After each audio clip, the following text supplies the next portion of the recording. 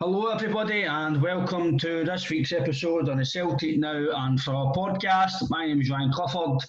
Today we're joined again by Robert Boyle on the panel. Robert, how you doing, my man? Hi Ryan, how you doing? Not bad, mate. Not bad.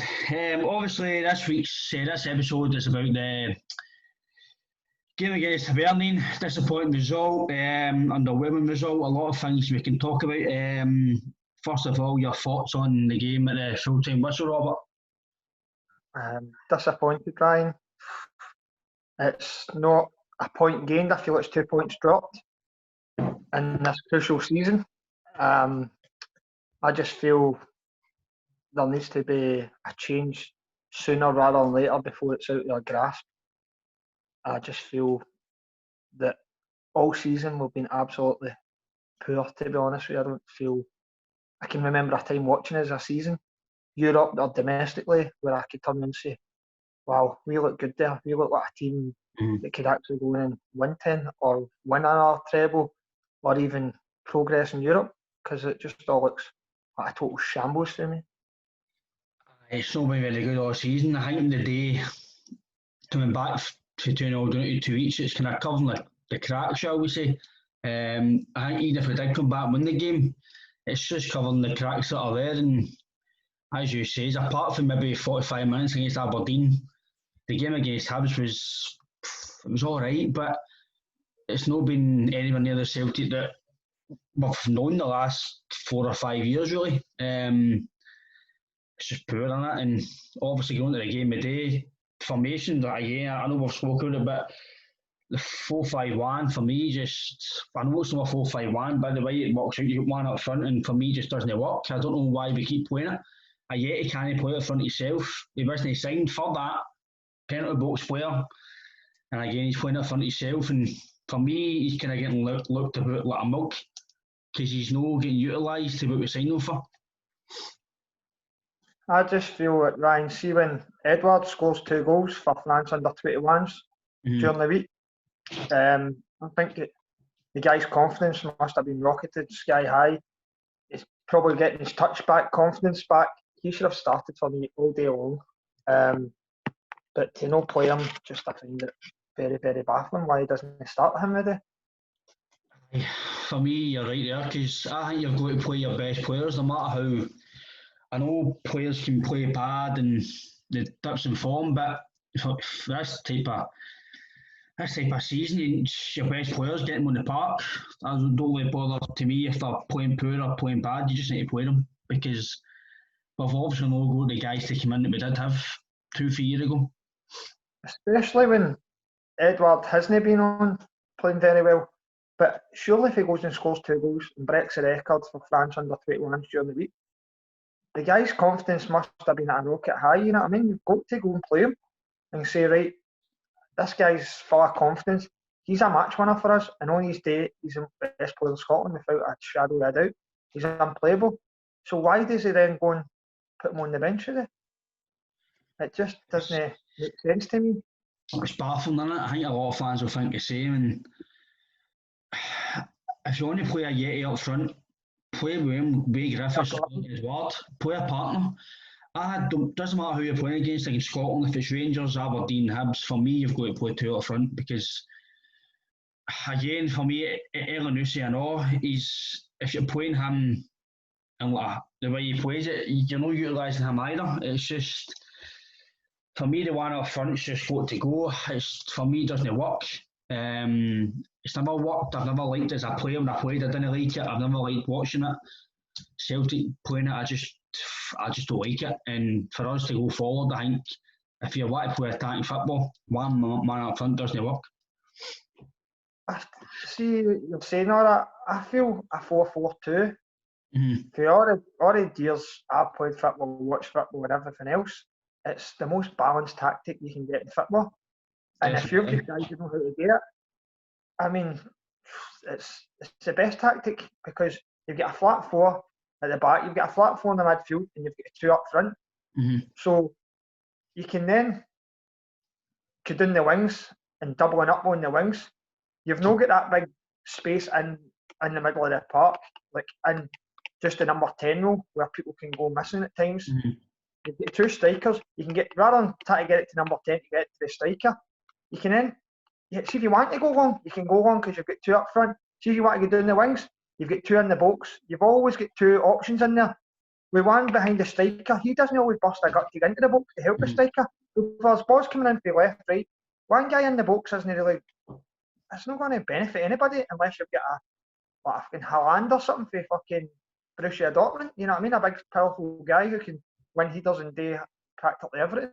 You know what I mean? So I just feel a 4-4-2, get Griffiths and Ayeti up front, or get Edward, Ayeti, or Griffiths and Edward, and just, in Scotland you should be going for it against teams, as you say. There's nothing to stop you from doing that in Scotland. It's not as if you're coming up against technically absolutely gifted footballers in the middle of the park, where you go, sometimes you'll need to kind of overcrowd him in the middle of the park. You know, that's where I feel we should be doing that. I get it in Europe, it's a balance to your team.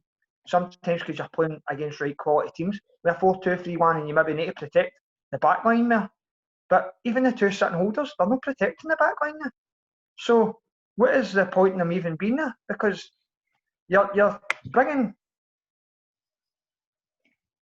Brown in front of your back four and you've got McGregor in the front of your back four. I feel McGregor in front of your back four, you're wasting the guy at times. No, definitely. I feel it should be a bit further up the park, especially in Scotland, where he can start damaging teams and taking the ball a bit further up and running at people. He's at the back, he's travelling too far to get involved in a game.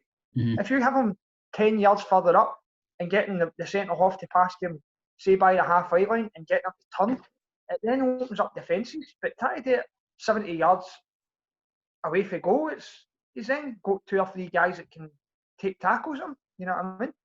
It's just, I just find it baffling. Nah, see, even the games, I think it was the Aberdeen game, McGregor played further on, and you see the difference. He's not a defensive midfielder. He gets the ball and he plays the balls forward. And the first half, I think we lacked that again. We had a few clear chances, and Ayeti he done well. Ayeti took the ball in, turn, poor finish, but again, like you're saying, there was nobody again getting that killer pass, and because there's only one man up front, as soon as Elanusi or Laxalt hit the balls in for the wider front ball, there's nobody there. It's just going to have the goalie and he's catching it, and for me, the two up front's got to happen. As you said, it gives you more options. It means if you want to get a guy up to defend, you can go. You've got that option, but as you say, I think for me the one man up front just doesn't work. And again, the day it proved it when the subs came on, it changed the game, and we went to basically. But again, talking about the subs, we'll talk about the subs now because I'm talking about it. Edouard came on, and Ayeti can math. You're trying to win a game, and you're bringing a guy on for a guy off for the same position. Why not do that at the start? Have 2 up front at the start of the game. Why not, when you're trailing, get 2 guys up front to then give you a chance of getting back into it again, rather than going like for like. I feel that's where Lennon goes, like for like, constantly. He doesn't have a plan B, he doesn't know how to change things, and I think it's going to be the downfall of him, to be quite honest with you. I feel he's literally hanging on with the last thread. I think even scoring that equaliser the other day just papers our cracks, as you say, Ryan. It just doesn't make sense to me that we hold on to him, because there's no it's not like we've been brilliant for 2 months and then we've just had a wee blip of 2 or 3 games when you go, we're just going through a bad patch. We've been having a bad patch for the first game of the season. Right, all season. It's just everything. It's amateurish how we've worked the season. I try to sign players. We lost Damien Duff, we bring in Gavin Stratton. It's just the goalkeeper situation. We sign a guy for 5 million. We play him, they don't think he's up to it. They drop him out the team. Then the guy's probably low in confidence. Then we bring Duffy in. He's had a nightmare. We drop him out the team. It's like as if we've not made one signing that's going to impact us this season. It just seems like everything that could go wrong went wrong for us this season. And whether it be COVID, whether it be injuries, I feel the management just don't get enough at the players. The players don't want to be playing for them, as far as I'm concerned. Because obviously the first half we had most of the game, and I kind of didn't have any thought that I was with troubles. To be fair, then obviously the second half, Scott Brown with a penalty. I know he was sitting there right thinking, I know what I've done. It was fucking stupid, but a guy has experience. What the fuck are you doing, man? Just let the Martin Boyle's gone absolutely nowhere. It's needless, and again, is it because maybe his legs are away now and he's mentally gone mate now? He can't play anymore at this level. I don't know. It's just I've got a lot of respect for Brown. I don't really want to criticise the guy because he gave us, but you need to criticise guys when they've not played well. And to be fair, up to that, he played well. I think I wrote on Twitter, his cigars were out. He had the cigars out, his slubbers out, he was brilliant. And then he made a stupid, rash decision. And I've like my dad says, that could have just caused the manager his job. I just feel Scott Brown's been poor all season, to be quite honest with you. Absolutely piss poor. And Lennon's played him practically every single game, which again just baffles me at times. We all love Scott Brown, we all know what he can do, but to play him every other game just doesn't make sense to me. No. It's about game management, as we already spoke about before in previous podcasts. He's got to manage him better and say, right, it just doesn't look. Rodgers was sublime, he was brilliant, he was covering grass. He just looks like he couldn't do half of what he'd done under Rodgers, and I think they need to manage him better. And I think McGregor probably works harder because Brown isn't up to what he used to be. So it's probably bringing McGregor's game slightly down a bit, you know what I mean? In that sense. But that comes to the manager. He obviously trusts in Brown, but to me, the new Scott Brown and Neil Lennon are well underachieving this season, and something needs to give. That's my opinion on that one. And I agree with you because, as we kind of mentioned, I don't know if it was the last podcast I mentioned before with Sean, I kind of says we needed somebody else to help Scott Brown, but I think now Scott Brown's been really doing as what he could, and then other players are trying to do it, and there's no balance to the team because he's not a passenger in the game because he's still contributing to the game, but as you say, it's not as much as he was.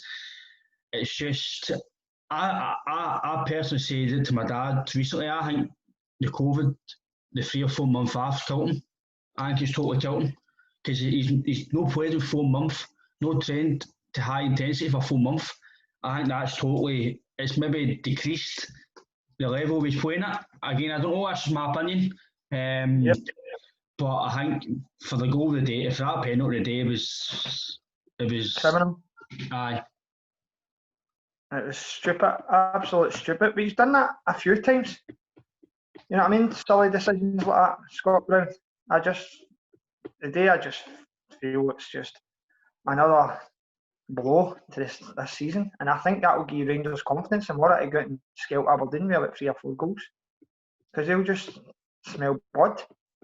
I feel we're just giving them every opportunity to push further clear. If they win tomorrow, they go 11 points clear us, which is quite a lot of points at this start. It's not even December yet. I know you've got 2 games in hand, but I don't care about games in hand. I'd rather have the points on the board. Like last season, we had the points on the board and that was it. There's just a lot of things happening. Again, with the second goal of the day, it was just I talk about the penalty. It's a big long ball, isn't it? Aye, but on the penalty, Ben saves it, good save. I think right, brilliant, he saved it. Just it's as you said before, we came on. They're just expecting them to score the penalty. Maybe chase the ball in, but I think Ayer, but he's 5 seconds too slow. They expected the ball to hit the net, the players, and that to me just is a team of individuals. A team of absolute individuals with no guidance, no management for the manager on the side of the park. The 2 wing backs are still gung-ho, which we've already spoke about. We've conceded 17 goals in the last 10 games. To me, you need to get back to basics of defending. Why are we playing? Why is Frimpong still playing El Hamid? El Hamid's a defender, a far better defender than Frimpong. Frimpong's only 19, but he insists and keep playing him because he wants his attacking option. But it's alright being an attacking option, but if you can't defend, why are you playing him? at the end of the day, we need to sort the defence and the back line, and we're still not sorted it. We're still being stupid and doing the same stupid mistakes. A long ball at amateur level, what happened today for their second goal? If you'd done at amateur level, somebody would be screaming at you. They'd be screaming at you for the side of the park, telling you you're an absolute dumpling for letting a big ball come flying early tap and not even going for it. It's just criminal, mate. It's absolutely amateurish defending. Because when I played football, I was, as you know, I was a money wee bastard on the park. After the park, I'm quiet as hell, but on the park, if I was up front and I seen that, I'd be beginning off my fucking head. Excuse my French, but I would be getting absolutely bonkers. It's just, as you say, just criminal defending. What's that? Nobody does that now in football, and nobody gives people abuse for being shite because they're scared in case they hurt their feelings. Scared of bullying and all that carry on. And again, if you're shite, you need to get told you're shite. I've had it in the past. I have had it. We Man United do better. You're shite. Right, cool. I didn't play for 3 or 4 weeks. That's just what happens in football. You need to get told you're not playing well. Again, but I know there's a way I'm maybe saying it in the dressing room. You might absolutely do it, but Lennon again after the game, we'll talk about it. But he's coming out and basically sort the players again. There's a way of doing it, but the second goal, it kind of rubs salt in the winds. It doesn't surprise you anymore because it's been that all season. We silly mistakes, and you've got to think these guys are they're not amateur players. Use your noggin. International experienced players just win the ball. It's all individuals. They're all expecting somebody else to do their job for them. That's to me. That's what it looks like all the park. They're not playing as a unit. They're not talking to each other in the park. It's all just individually. Oh, I'll not get it. No, oh, he'll get it. And it's just all looking about each other. It's always for somebody to do. Nobody wants to grab the game in the scruff of the net or the balls, as you want to say, and say, right, I'm taking responsibility for this. I don't care if I'm wiping my own player out and their player. I'm making sure I get to that ball before anybody. We've not got that. We've no leaders. A Spiny, your football team, is the most important bit of your football team. We've no leaders in the back. We thought Duffy was coming to do that, but he can't even lead himself, that guy. Brown's lost the leadership in the midfield. And up front, it gets changed around. It gets changed every week. Who's playing up front? We don't know who's playing up front. So it then becomes the spine of your team is the backbone of your team, which isn't there. And the Celtic's team now. So we either go, if we go with a new manager or we go with Lennon, that's the 3 bits that needs to be identified. The spine of your team, and then try and get players run about outside that, run about it. But that's the 3 where you need leaders in the park. Well, see, obviously, you're talking about the spine, right? Under Rodgers, you had either Shevchenko, most of the time, Boyata and Simonovic, and then you had Benkovic when they were coming last year. You normally had the same centre-backs. It was, and to be fair, see, looking back now, they were fucking good defenders compared to what we're maybe going to now. 100%. You always had Brown, McGregor was a 2, and then Shams, it was always a day 3, then you had Edouard, then Belly, Edouard, or Griffiths. So most of the time, that core was bang on. Very rarely did it move. And I agree with up front, he's had to go to stick with, if he believes his philosophy, it's a big word these days, I'll fucking use it. If that's what he wants to play, one up front, decide who it is and play him. None of this changing at 55 minutes, because actually holding your hands up saying, I've made the wrong choices again. You know, as my dad says to me during the game, none of this waiting to 60 minutes for us to change it. That's what baffles me, I know. See when he went to change the game, takes Brown off and brings Shane Duffy on. What? And you're trailing in the game, so why the fuck is he changing it to, what's Shane Duffy, like a fucking attacking midfielder or something? You know what I mean? He's too a defensive. We'll call Brown just a midfielder and brings a defender on when you get beat. Why is that tactic? Where does that come from? You know what I mean? Where does that change a game for you? I just find that very, very baffling tactic, mate. Or substitution, if you like to call it. The thing for me was, it's alarm bells again. We'll talk about the subs. I think Hibs, was it 52 minutes he scored or something, whatever it was. He waits about 7 minutes to put on Edouard, but he swaps him in a sub. You're thinking, well, if you try to win the game, you play 2 up front, you don't swap because it's still going to be the same situation. It doesn't matter if it's Eduard, Ronaldo, or fucking Messi. He's still going to be up front himself. So, and then, as you say, you bring on Duffy and Griffiths, you bring on Griffiths 72 minutes. What, so you get fucking 15 minutes to do what? It takes you. Made a difference to him and Edward up front, but. Aye, but you seen the interchange right away. I've let my dad say, there you go. It's only part 5 minutes and he's made 2 chances already. Many times have they two played up front this season together? I don't think they have. I don't think I can count them on my horn, mate, to be fair. I don't think they two have actually played up front together this season. I don't think they've started a game together. And if that's where he wants to go, get rid of the 3-5-2, go 4-4-2, and give it a couple of weeks to let they two try and build a partnership up again. And a 4-4-2 is a great balance to a team, as I say. All the teams in the world that used to use a 4-4-2, they're Leicester. When this 4-2-3-1 pish came in, won the league with a 4-4-2 under Minieri. Because you know what it was? Nobody was used to having 2 players playing against the 2 centre-halves. Most centre-halves have got it easy now, 2 centre-halves against 1 striker. It baffled teams when he went 4-4-2 and won the league with Leicester. Because he had all his attacking options. He had Vardy, he had the wee, I can't remember the wee Japanese boy up there. And they were brilliant. I know his name, but I know his name. I can remember him picturing the guy, but you know what I mean? That's I'm saying. With 4-4-2, if you've got the right players, a 4-4-2 will work 9 times out of 10. In my own opinion, that is obviously. I've always been a big believer of 4-4-2. I know it's old school but when you play 4-4-2, the players know what they're doing. I don't think the players know what they're doing in this. I don't think the manager knows what he's doing. Maybe a 3-5-2, a 4-2-3-1, a 4-3-3, it changes constantly, guys. Are all over the place, isn't it?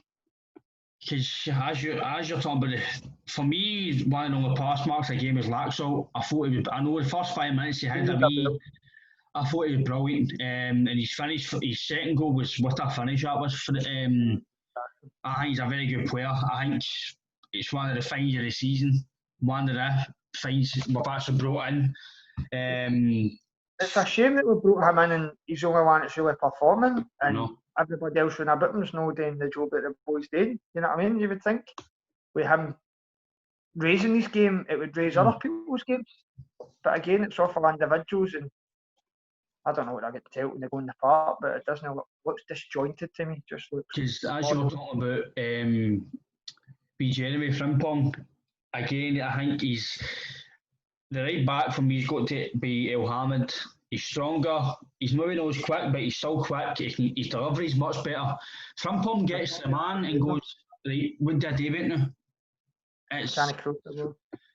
He's just weak, and I still think as much as I like El Hamid, I still think we need to get another right back because I don't think we can trust the two of them. Maybe again, I don't know if that's just my opinion. I think if El Hamid can stay clear of injuries, he's a really, really good player, but he's very injury prone. That's his only downfall, I would say. I thought last season, before he got injured, he was outstanding. I thought his defensive work at Ibrox in the 2-0 game was absolutely brilliant. The blocks he was putting in, he's defending, and he's very calm on the ball. I think the guy needs a run of games now to try and get his fitness up, but whether Lennon sees that, I don't know. It's just baffles me. For me, the back four, strongest back four is El Hamid, Ayer, Julian, and Laxalt. There's your four. I think if they play week in, week out, it gives you a balance. And I think Julian gets his critics, but in the big games, he's normally done all right. Lazio, Rangers, last game. I think you can see now he's a big miss. He's a big presence, especially at set pieces. I think Ayer's been our best player all season. I think Ayer's been brilliant. Again, I've always said he's had a bit of he's always got a mistake in him, but the last few weeks he's been really good. We've got to get a settled team. You've got a settled back four. You've got to get a settled back four. That's it. Places on the part I would say you shouldn't change is your back four and your goalkeeper. That needs to be settled because that changing it for Beaton to Duffy to Ayer to Duffy, it just there's no balance to the team then. It just doesn't work. You know what I mean? It needs to be a settled back four and a goalkeeper. That needs to be somebody you bring in January, then that needs to be. With the goalkeeper, right? Scott Bain, when Rodgers was here, was basically third choice. Yeah, which one we spoke about this. And we let go of Craig Gordon. Last season, Craig Gordon, Foster, and Bain. Gordon was, to me, was still be classed as number 2. So then you've got Bain, so you're third choice, and now he's number 1. That doesn't work at any level of football. Aye, do you know what I mean? So for me, the guy, I think you've got to give Barkas, you've paid the money from him, just play him and see, because you've got to give him I know he's only had 10 games to play, and he's only maybe 4 or 5 games in a row. He's not actually, and I don't think he's done much wrong personally. That's just my opinion. I know some fans say he doesn't fill us with confidence, but he's not actually made, apart from maybe 1 goal against Rangers, I think he's done 1 goal against maybe Ferencvaros, but they're no pure howlers. Do you know what I mean? The problem is that you've had Fraser Forster in goals this season before, who's pulling up world-class saves. So it's hard to live up to that, you know what I mean? No matter who you're coming in. That's I think that's what people were expecting him to do, Fraser Forster. Well, that's the difference is, it'll take a guy time to settle, but it's a thing, an area that we should have identified a way long before Fraser Forster wasn't coming back, because we obviously knew he wasn't coming back, and now everybody's shouting we need him back in January. I would love to have him back, but why did he not come back in the summer? What was the big issue there? Because again, you've let go Craig Gordon, which I thought was baffling, because I think the guy's still brilliant, still could do a job for us. Were they banking on Foster signing, and that's why they let him go? Is there something broke down in the negotiations, or something? Is it somebody moved the goalpost somewhere? It's just, there's a lot of things, as you say, that are not right now. And football teams, you need to be settled for your goalie, to your back, your core. It's got to be a settled team, and we're not settled at all. And the bench, you had Duffy, you had Edouard, Griffiths, Elhamed on the bench, and for me, the guys, again, Duffy on his peak should be able to come in your team and not be a star, but he should be comfortable and be playing week in, week out. But he's obviously came and had a dodgy start. But guys like Griffiths, Edouard, and Elhamed, even in Cham, honestly, see the day, as much as I would never like to any play to argue back to managers, right? 5 minutes ago, and he's putting in Cham on. I would honestly want to learn, fuck you. Seriously, 5 minutes to go and you're putting me on. What is the point? That's him saying, I could just put a sub on. That's the way I see it. I think that's just ridiculous. It is, personally, that's just, I don't think. To pull sub out in 5 minutes is a bit harsh, isn't it? What has he got to do in 5 minutes to win the game? I know it. As you're saying, no plan B, he's just putting the subs on. Like for like, everything's like for like. And then I seen the day, Stratton was showing Edouard the things on his laptop and iPad. You don't need that, just go on and do your job. I don't know why he's I know it's probably to do with sports science and tactics, and it's took care of the game. See when you play football, what do you get told to do? Just go to the park and do your job. None of this iPad and iPhone shite, go and do this and mark him and do this. It's mental. You get rid of the manager, right? Oh, it should be sacked after the game. It should be sacked after the day. Again, it should be sacked after Sparta. It should be sacked after Ibrox. Should be sacked after Ferencvaros. How long do you give him? And he keeps saying, got today, he basically slaughtered the players today. But for me, that's a guy that can't take the criticism, his own responsibility, and he's putting it on the players because he knows he's done it wrong. Him and his backroom staff, if he goes, John Kennedy's got to go, and Gavin Strachan need to go. Aye. See, if you're going to go about the manager and bring in a new manager, you need to let that manager have his full control of transfers, full control of bringing his own backroom staff. As I've already said to you before, Ryan, a previous podcast, is why did Neil Lennon accept a job when he wasn't allowed to pick his own backroom staff? I know, that's strange, isn't it? Why would you put yourself out there to be hung out to dry, more or less, to say that you don't get to pick your own backroom staff? That, to me, right away is somebody's tying while your hands behind your back. Because what's to say you've got on with these guys that they're picking for you? I know. You have different opinions on things. You might think more defensively, just say for instance, you might be more attacking. I mean, obviously you could have that with your own guys that you bring in, but most of the guys, if it's your own coaching staff, he's all on the same wavelength. He's all know exactly what he's want. So that to me just is disjointed right away, that they don't get to pick their own backroom stuff. I just find it very, very baffling that he let Celtic board dictate to him about what backroom stuff he was allowed.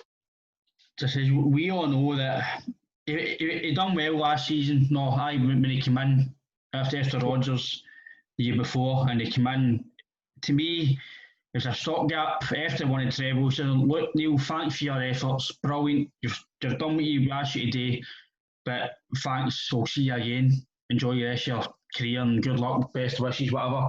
But the fact that Lawwell's basically came out and says, we didn't interview any other manager, we didn't look at it. Wait a minute, you're getting paid 60 grand a week. To do what? Aye, 60 grand a week, £3.5 million a year. To do what? Just manage your books and go. There's £18 million in the bank. We're all rosy. We've spent money, we've got money, but we've got a mediocre manager. Listen, Lennon, see the way I look at it, right? He gets used to it at Hibs for the players. So I've heard.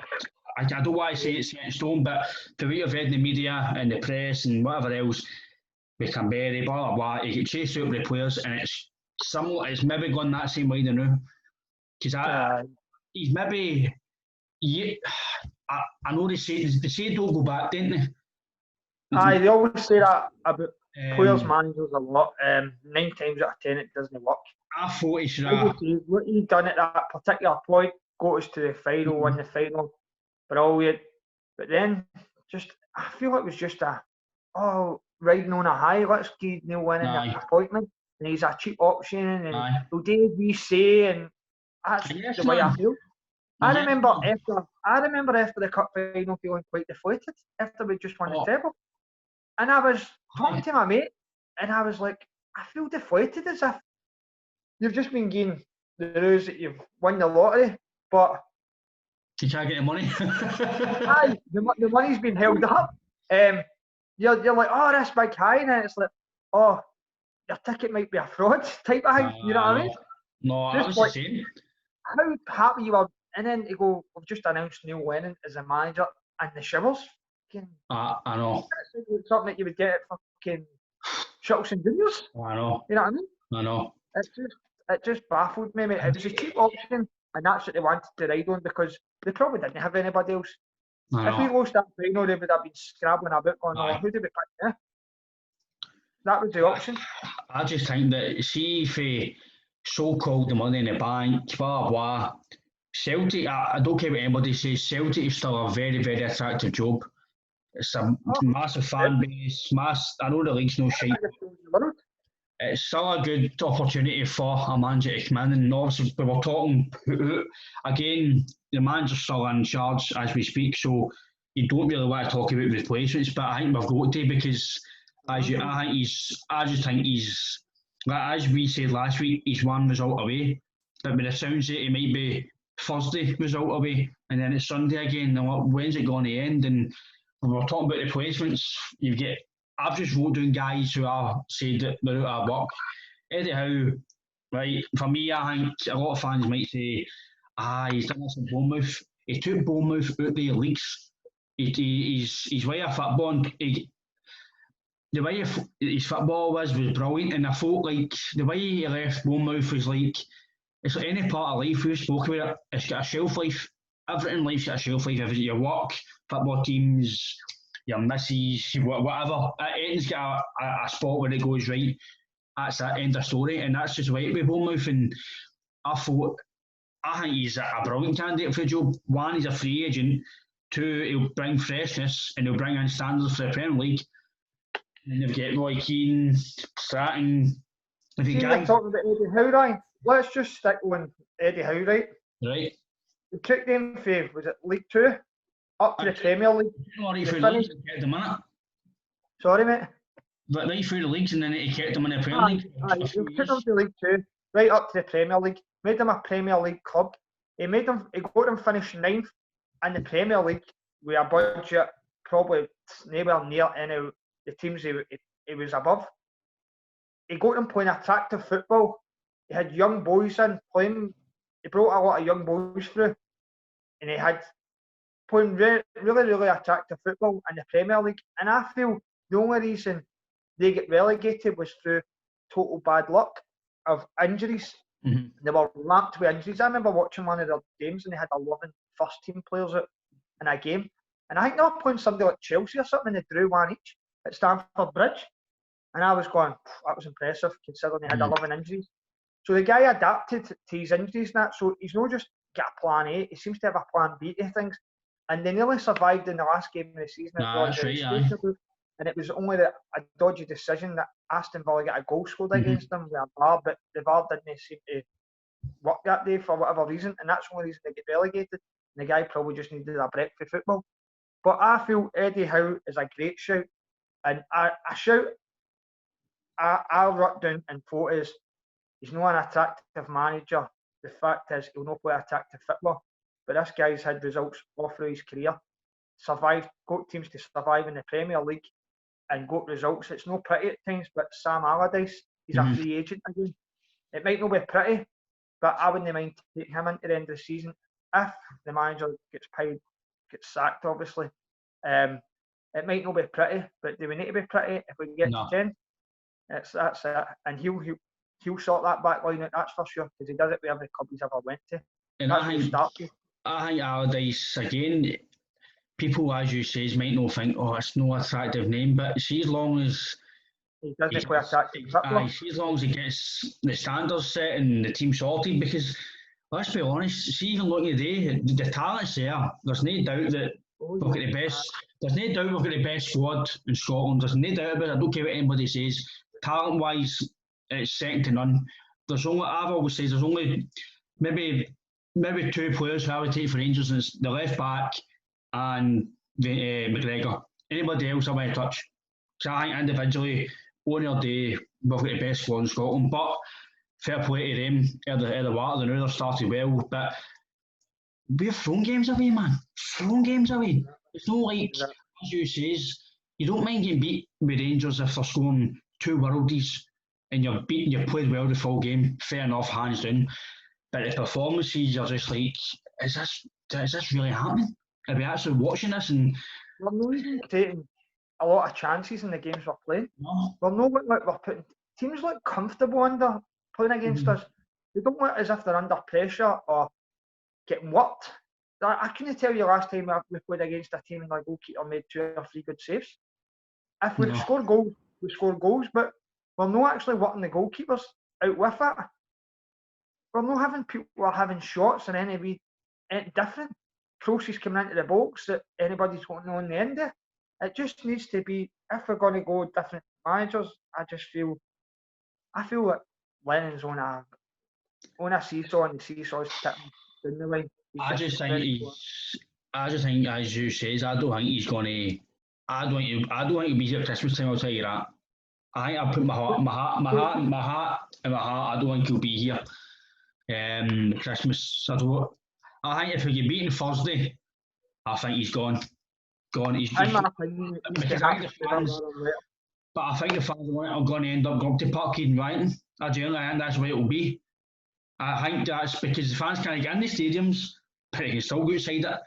I know it's a pandemic, it's a bad situation we're in, but I think fans will still go up and demand change.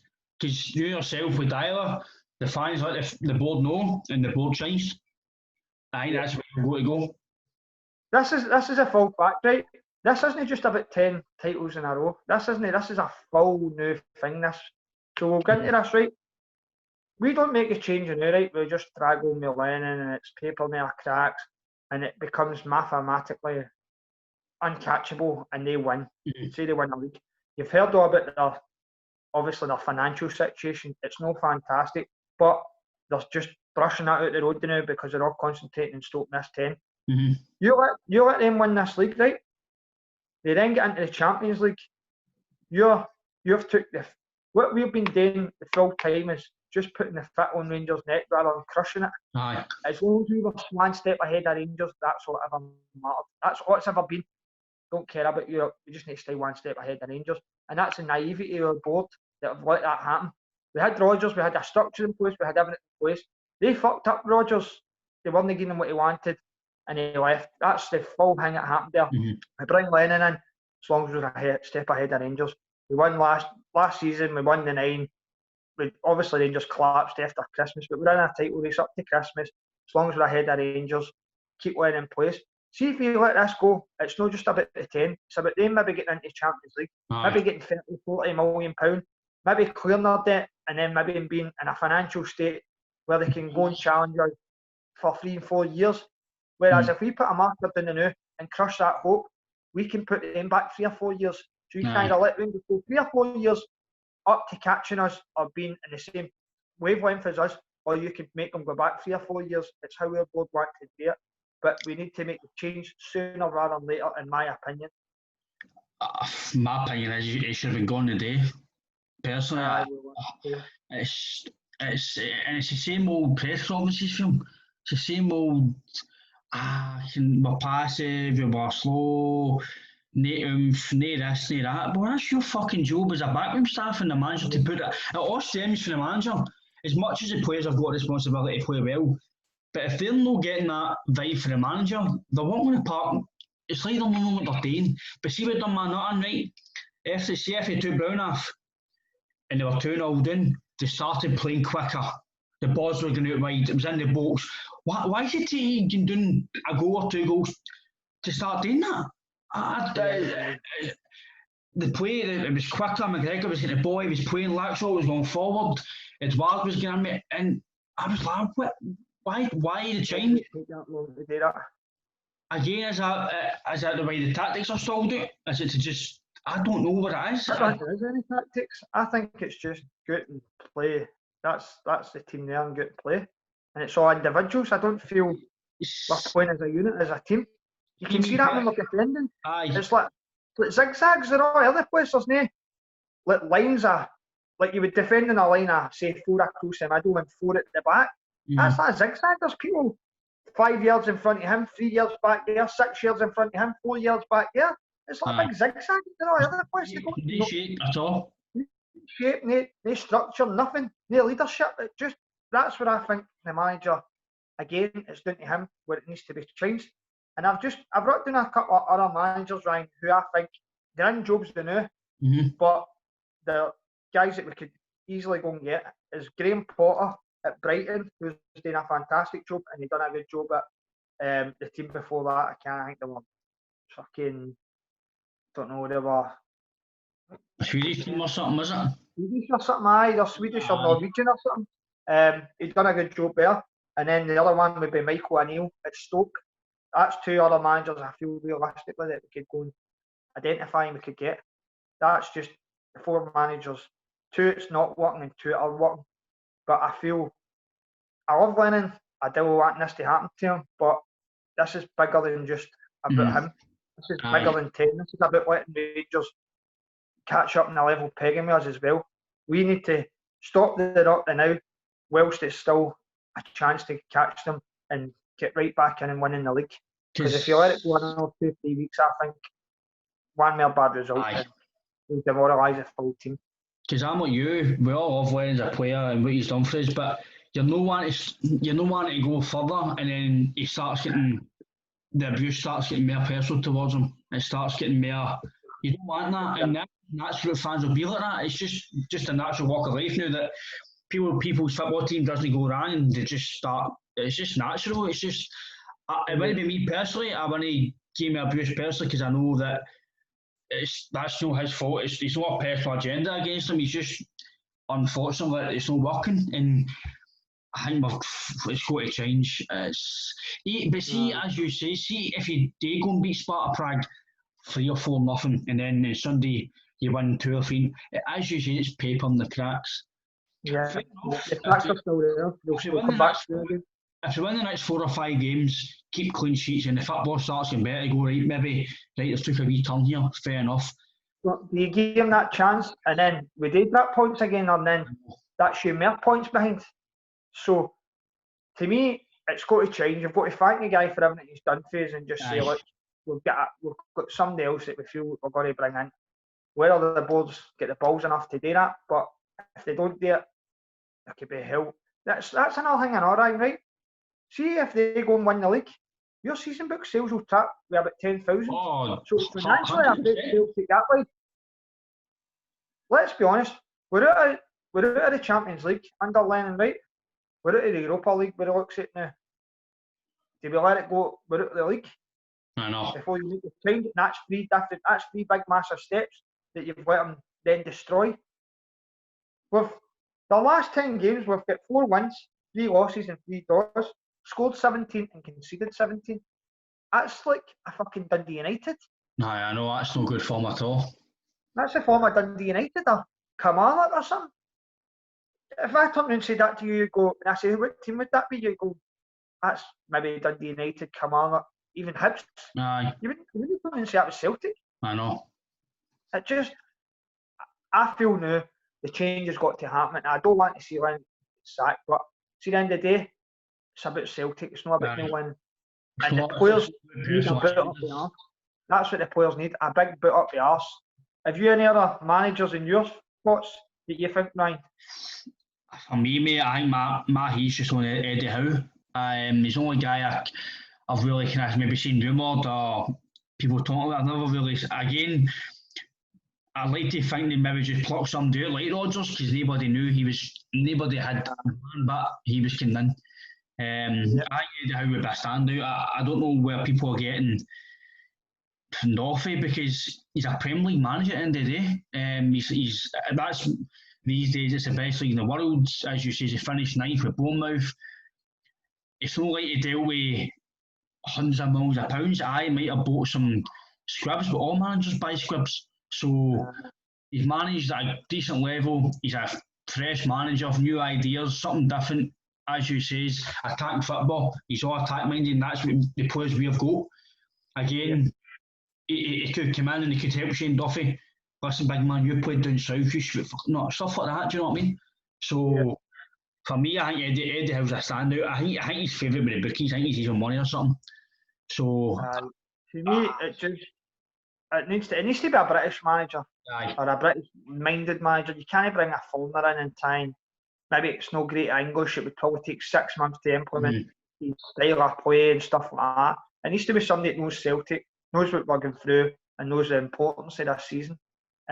Obviously, I just feel, where do you let this go to? Where will the board let this go to? Is it going to be too late, 2 weeks down the line? And then, I mean, Rangers win their game in hand, they got 11 points clear. All right, you've got 2 games in hand, but that's a massive advantage right away. And the players look like they're not coping with the pressure as it is. No. So what's to say you're going to win the games? Well, let's be fair. Only that, you need to win the next Old Firm game. Simple as that. Yep, 100%. Well, I hate calling it Old Firm, but fucking Rangers game. You need to win the next Rangers game. You've probably got to win every game until that game, and then see where we are. But I generally don't think, for me, I think we're the same opinion. The manager's, he just looks like a broken man when he talks as well in the media. He just looks like he's kind of smiling. He's like, his game's didn't play well. I'm like, fucking too right, didn't play well. And his interview of the day, he said it was exciting. The game was exciting. Who was it exciting for? A guy from fucking France who just tuned in to watch the game? Who's a neutral? It wasn't exciting for us. To me, I smashed my fucking TV remote. I was set and go. Get off that. If I didn't have the rain in the house, I would have probably fucking launched the telly right at the window. It's hard. I've seen people on Twitter saying, like some Rangers fans, obviously I don't follow them, but it's like it pops up and people like it. They're saying, we've had 8 or 9 years of this and they've only had 8 weeks of this. And, well, wait a minute, we've had these standards, so the drop for that to that, you're watching it, you're like, it's like a mad movie. You've went from there to there and you're like, how? It's the same set, realistically it's the same set of players. But see, we were talking about the recruitment, right? You've let go Simonovic. Where's his replacement? There's no replacement there. They must have knew that they were going to give him his contract paid up. So Duffy's come in, right? Fair enough.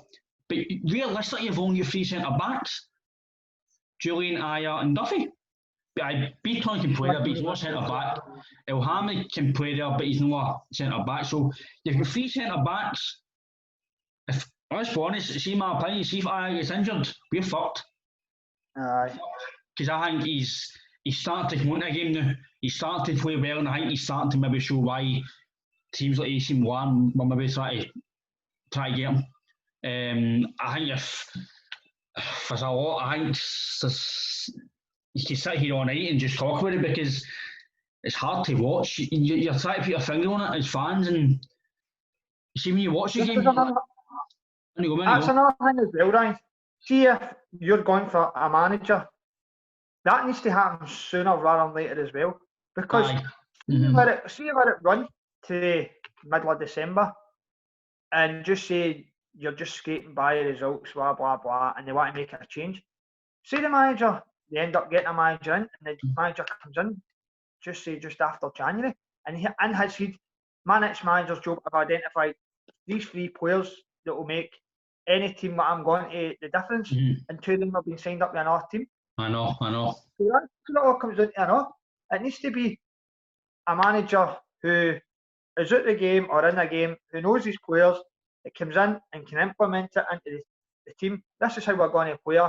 This is where we're weak. This is where I'm going to obviously strengthen the team, and that's it. If you just let this crawl on, and then it comes mid-January and they go on a piney 1.5, tag a manager in, and then comes to the end of the January transfer window, and that guy's only got that squad to work with, and he goes, there's two players in that team, two positions in that team I need to strengthen, and I can't strengthen it. So that's what it comes down to as well. The last wee bit, mate, obviously, going forward, just also spoke about the manager, but what do you think's your opinion going forward and what you would like to maybe happen? I feel we're going one step forward and three back.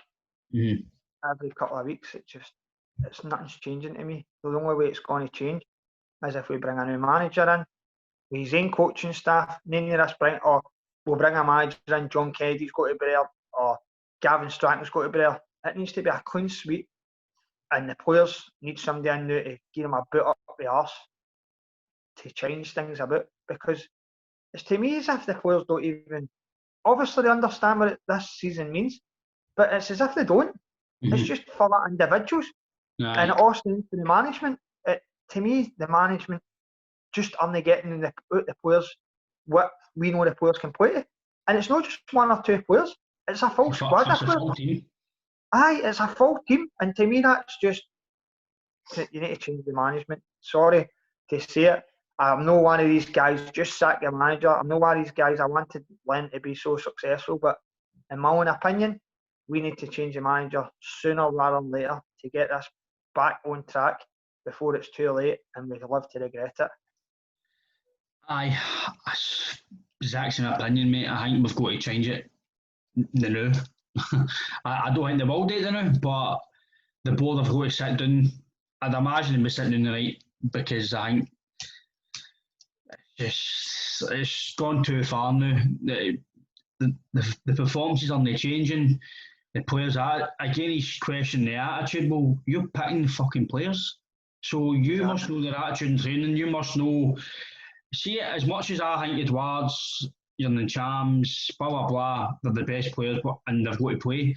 But see, if their attitude's sinking into training, then don't play them. Don't have them in the squad. How can the manager not get their attitude to change and make them that player? Like Rodgers got the attitude at them and made them the players, and made them change and be the players. So is Lennon just not as good as Rodgers as at motivating players and getting the best out of them? Seems like it, doesn't it?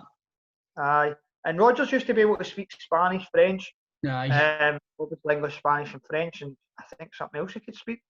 So maybe they respected Rodgers for that side of things. I actually try to talk to him in that way. Aye.